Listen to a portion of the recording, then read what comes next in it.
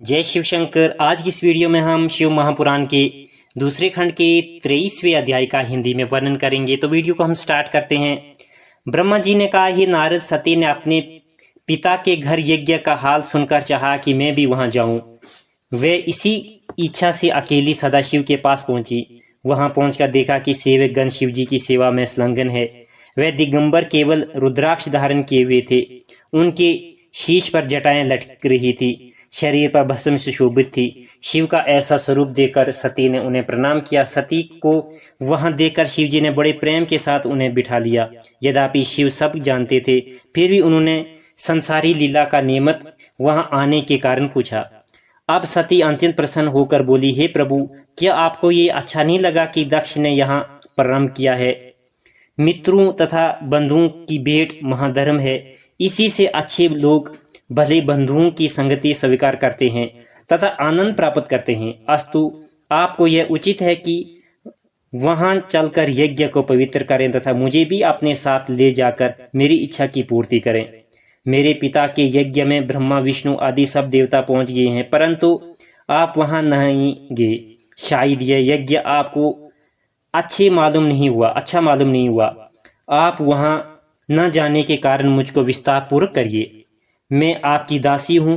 मेरा हार्दिक इच्छा है कि मैं अपने पिता के घर जाऊं, इसलिए आप मुझे अपने साथ लेकर वहां चलिए। शिव जी ने सती के वचन सुनकर मुस्कुराते हुए कहा, हे सती, तुम्हारे पिता दक्ष ने मुझ पर यज्ञ का निमंत्रण नहीं भेजा है तथा शत्रुता रखकर मेरे अनादर किया है।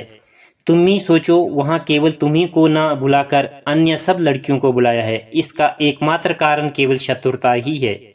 ऐसे स्थान पर बिना बुलाए जाना कहाँ तक उचित है?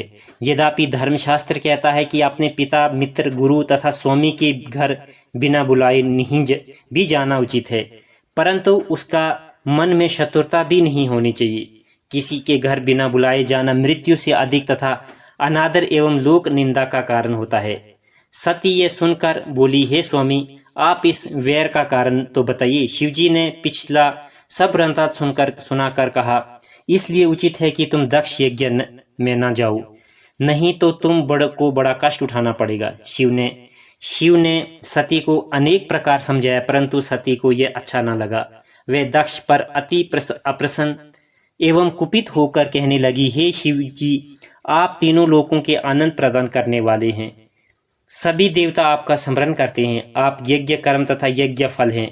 आपकी दृष्टि मात्र से ही तीनों लोग तृप्त हो जाते हैं। आपसे यज्ञ पूर्ण तथा पवित्र होता है। मेरा मूर्ख पिता ने आपको अपने यज्ञ में नहीं बुलाया, सो मुझे चिंता है कि उसका यज्ञ किस प्रकार पूर्ण होगा। मेरे पिता इस प्रकार क्यों अज्ञानी हो गया? मुझे बड़ी चिंता है। यदि आप मुझे आज्ञा दें तो मैं जाकर उसके शील या दुशील अथवा उसके वैर भाव को देखूं। हे नारद, शिव जी को तो बहुत कुछ और ही लीला करनी थी, इसलिए उन्होंने सती को आग्रह को न टाल सकर उन्हें नंदी पर सवार होकर यज्ञ में जाने की आज्ञा दे दी। उन्होंने सती के पास 60,000 गण देकर उन्हें विदा किया। अच्छे वस्त्र भूषण दिए, सती का स्वरूप भी अति उत्तम कर दिया। हे नारद, शिव ने ऐसी माया की कि सती बड़ी धूमधाम से चली। सती ने उस समय अपने जैसी शोभा प्रकट की, वैसे ही किसी समय में प्रकट न की थी। उनके चलने के समय बड़ा शब्द हुआ।